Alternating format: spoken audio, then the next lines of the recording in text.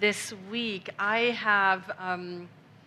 set out to discover how love is expressed in the different faith traditions. I thought that would be a good talk for February, in the month of love, and I'm so glad I did that, because it opened my eyes to see love truly everywhere.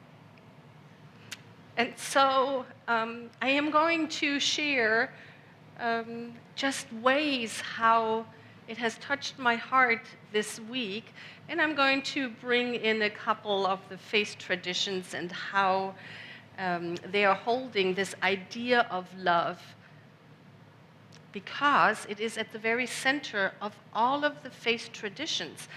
Even if it is spoken about a little different, even if it is put into action a little different with a different focus, it is at the center of everything. If you are reading the Science of Mind book, I think we are at 75, close to 80 people now who are reading it daily, you notice that if you ever look into the glossary, that in there, Dr. Ernest Holmes says, he refers, under love, he refers to Emerson, who says, love is a synonym for God. Love is a synonym for God. And so that is what we're going to talk about today. That's what I would love to explore with everyone. And the title of my talk is Sacred Love, the Divine Thread Woven Through All Faith. Woven through all faith.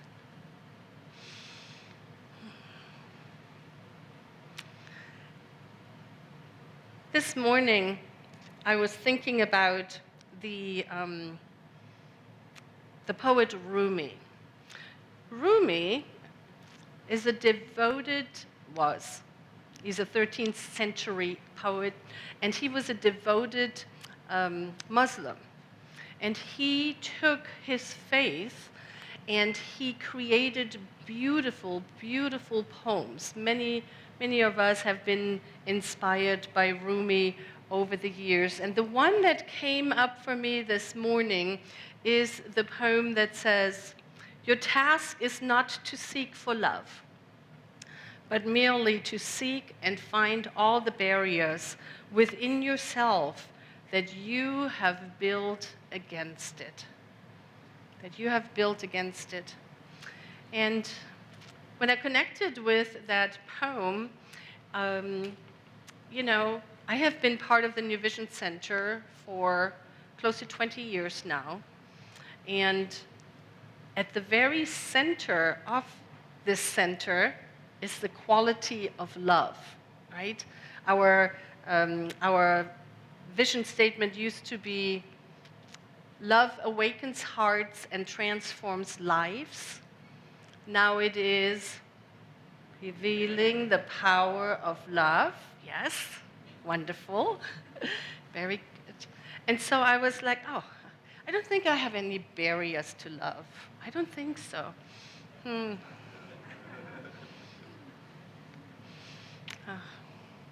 And so my invitation is going to come before my talk today, and my invitation is to each one of you to find a question that excites you to discover the answer about. Like what we do when we prepare a talk, right? We ask ourselves, what is it that I'm going to want to discover? I really invite you to ask yourself, perhaps it is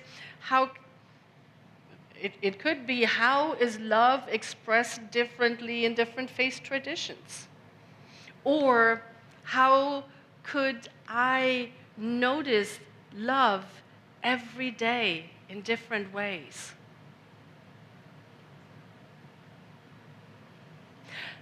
I think I wrote another one down. Let me see if I can find it in my notes.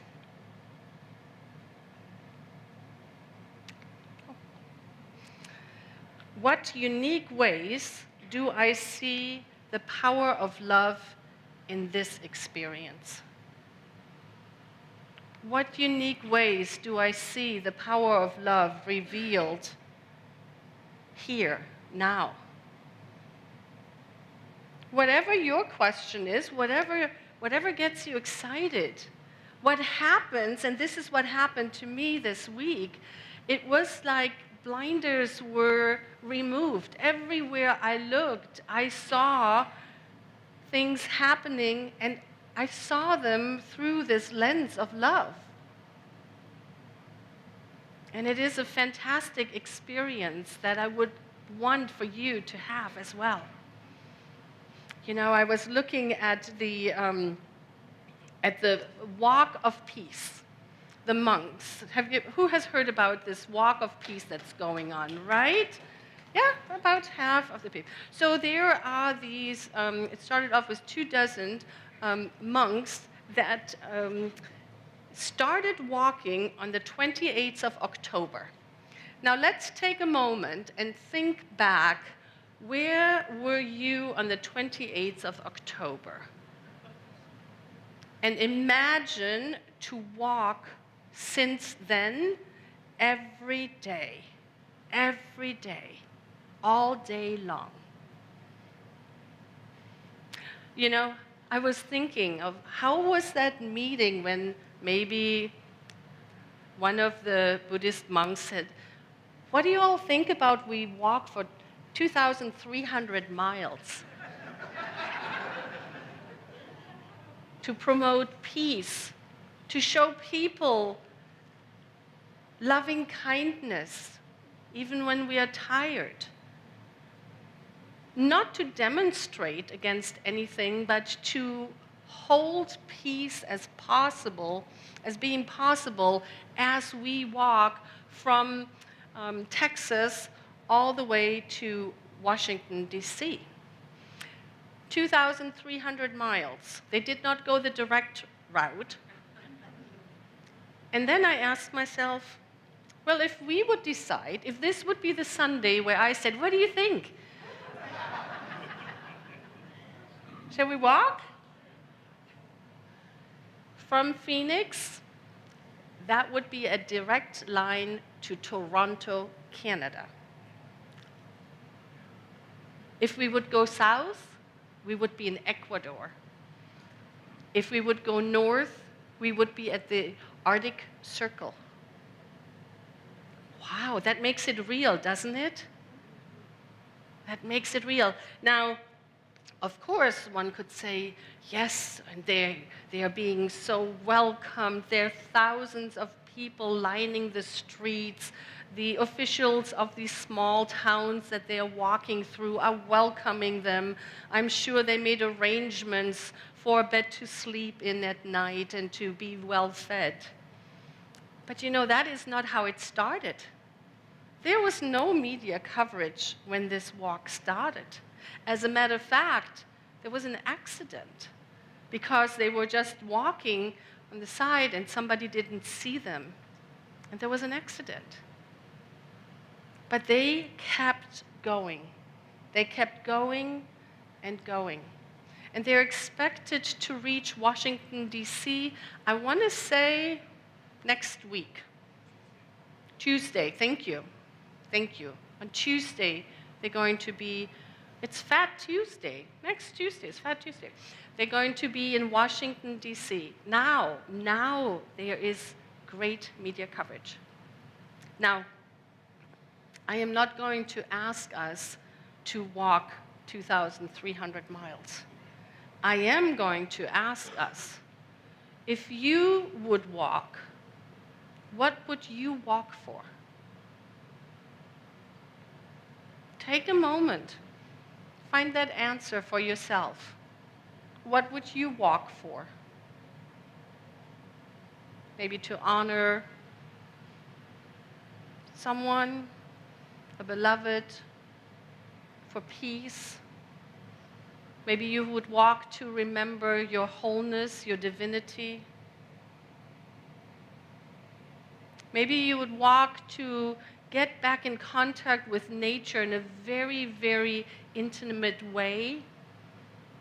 Maybe you would walk to prove to yourself that you could walk. I find it fascinating that these beloveds have chosen to do just that. What is possible? And it is deeply embedded in the Buddhist nature to be boundlessly offering loving kindness. There's this concept of metta. The concept of metta is, may all beings be well.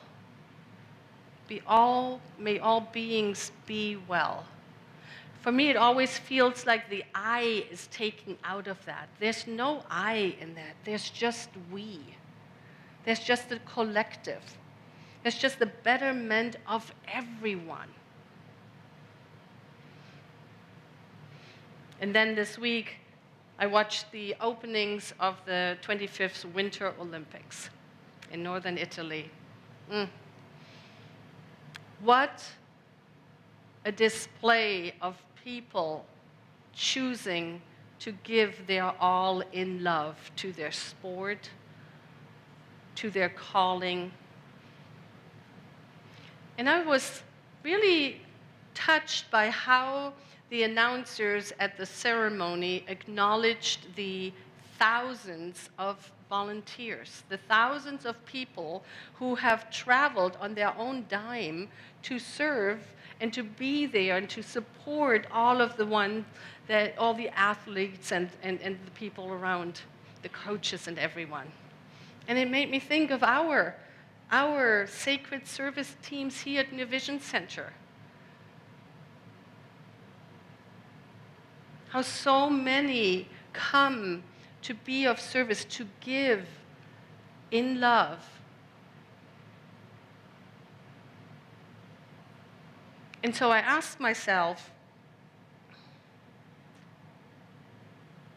where does that live within us? Where is that calling within us to just love? Because, love is not a romantic thing. We often say that love is an action word.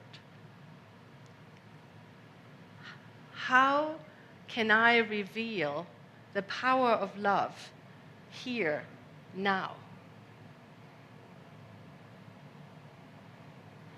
And often, what love asks of us comes in times of hardship. I want to tell you about, I'm going to look at his name to get it right, Ben West.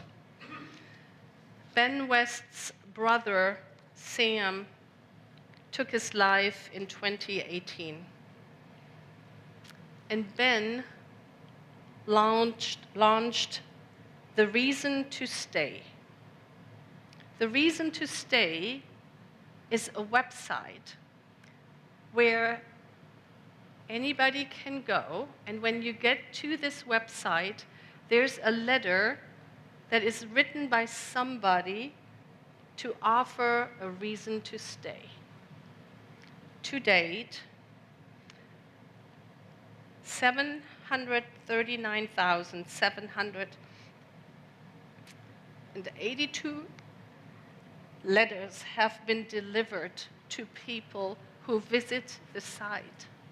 Over 700,000 letters. I've been on that site a couple times this week because I wanted to see, how does that feel? And they are beautiful, simple, funny, heartfelt, loving letters. And every time I go there, it's a different letter. And it just shows that at some point, somebody took the time to write a letter to somebody they didn't know, to say there are reasons to stay, even if it feels dark and challenging at the moment. there are reasons to stay. You matter. I love that.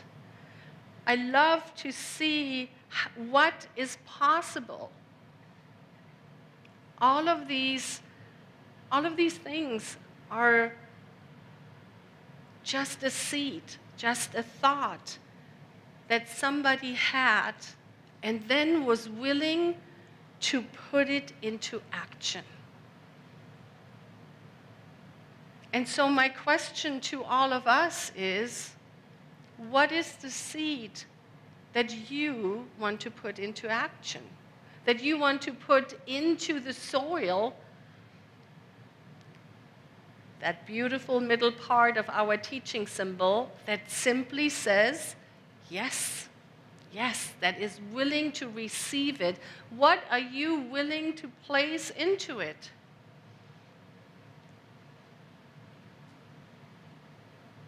We're going to take a moment, because we so seldom give ourselves a moment to just listen. If it's comfortable for you, close your eyes, maybe place your hand on your heart, just feel your breath, and ask yourself, what is that seed of love that I want to plant?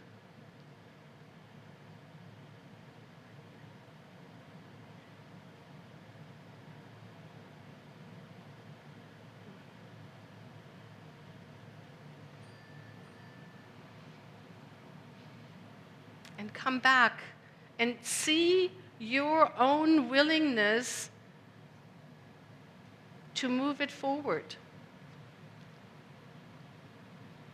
This weekend, we were talking about the Vision Group retreat that we had, and we did a process of asking ourselves, how does being open at the top look for myself in my life now?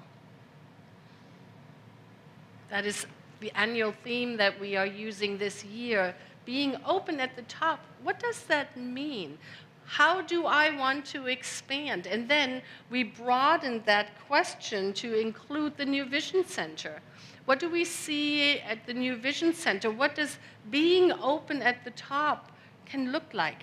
And there were amazing, inspirational ideas that came forward, and you're going to see some put into form this year yet. I think it's so important that we give ourselves time to ask ourselves those questions and then listen. Listen.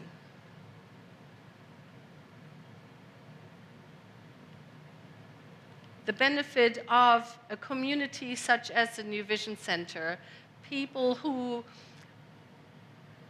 understand how life works. The benefit of it is really that when we are in community and one of us is getting pummeled by, I couldn't do that. That's too big. I'm not going to be able to. What if it doesn't work? I would be embarrassed. All of those things that come up sometimes. You know, when we're in community, we have beloveds who know the truths about ourselves. And who can say, if you caught that vision, if you heard that nudge, if you feel inspired to do that,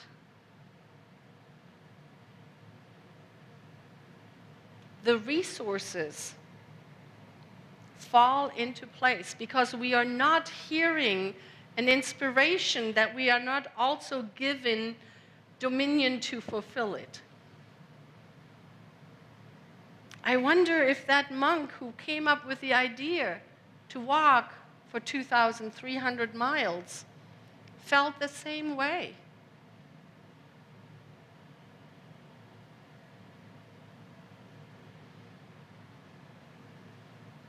Perhaps a question that's helpful is to ask ourselves, what is in the way? Bringing back that Rumi quote, what barrier have I allowed to come into the way that prevents me from saying, I am going to do this?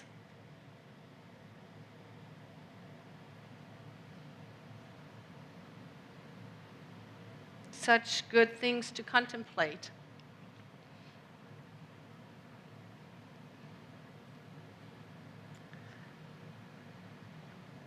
In New Thought, we know that love is the very essence of our being. And that with love and in love, as it is a synonym for God, everything is possible. So I would love for us to read together this little mantra. May we be instruments of sacred love. May we walk gently, speak truthfully, and act courageously. May the divine thread weave through us, binding us to one another in compassion, justice, and peace.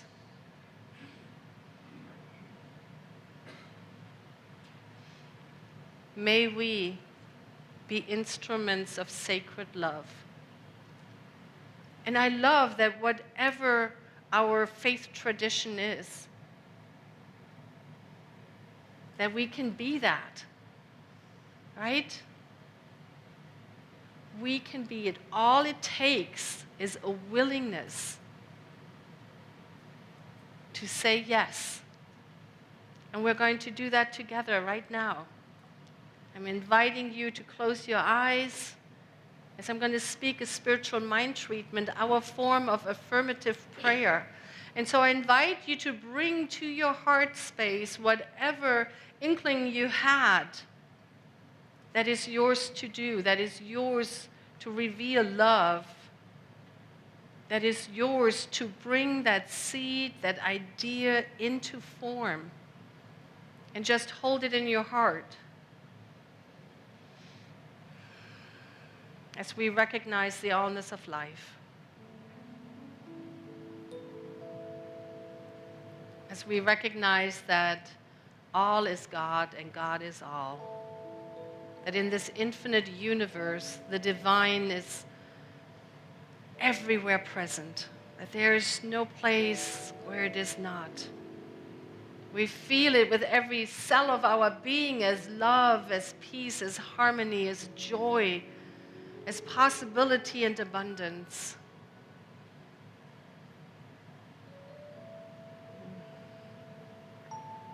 We feel the sacred calling at the very center of our being to step in fully, to be all in love, to know without a shadow of a doubt that I am of the divine, that God and I are one eternally. And that this now moment is really an invitation to live from that place fully. To recognize that I am sacred love, that I am loving kindness, that I am divine inspiration and wisdom.